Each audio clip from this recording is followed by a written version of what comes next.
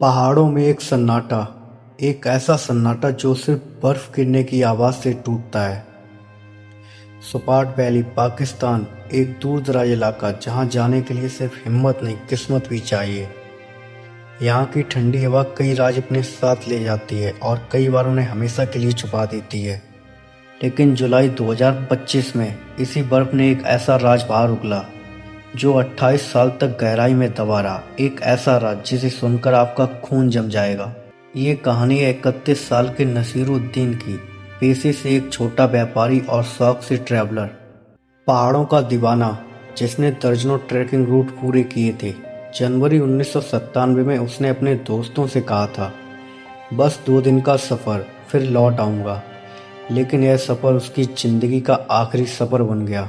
उसे आखिरी बार एक बर्फीले रास्ते पर देखा गया, अकेला और मौसम बिगड़ने से कुछ घंटे पहले। उसके बाद कोई उसे जिंदा नहीं देख पाया।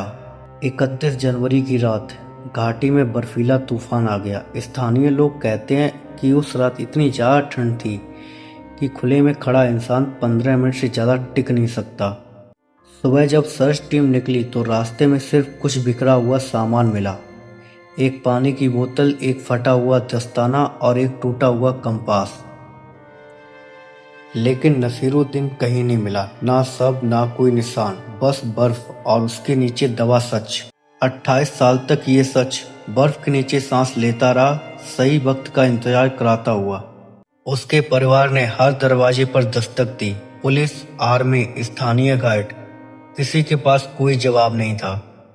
हर बार जब दरवाजे पर दस्तक होती उसकी माँ सोचती शायद बेटा लौट आया हो, लेकिन हर बार दरवाजे के पीछे सिर्फ खामोशी होती। धीरे धीरे उसकी फाइल ठंडी हो गई और नसीरुद्दीन का नाम बस यादों में रह गया। लेकिन 2025 में किस्मत ने इस केस को फिर से खोल दिया। जुलाई 2025, एक चरवाहा पिघलते ग्लेशियर के किनारे भटक रहा था। अचानक उसे बर्फ के नीचे कुछ चमकता दिखाई दिया। वो पहले समझा कोई पत्थर होगा, लेकिन जैसे ही उसने बर्फ हटाई उसकी सांस अटक गई।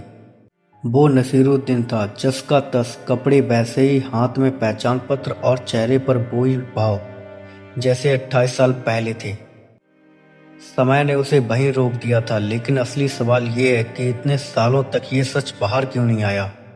सबको शहर लाया गया, पोस्टमार्टम में ठंड से मौत की संभावना बताई गई, लेकिन शरीर पर कुछ अजीब निशान थे, जैसे कि किसी ने खींचा हो या पकड़ा हो।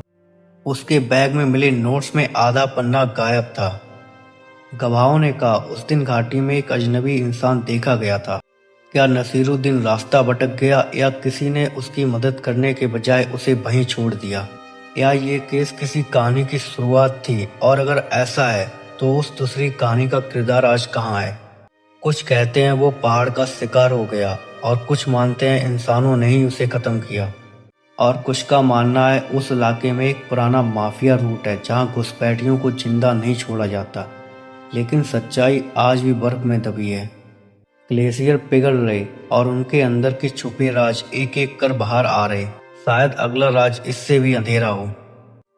पहाड़ हमेशा खूबसूरत नहीं होते, कई बार वो अपने भीतर डर भी पालते हैं। नसीरुद्दीन का सच शायद कभी पूरी तरह सामने ना आए, लेकिन उसकी कहानी याद दिलाती है कि जब बर्फ पिघलती है तो सिर्फ पानी नहीं, सच भी बाहर निकलता है। और वो सच हर किसी को जानना अच्छा नहीं लगता।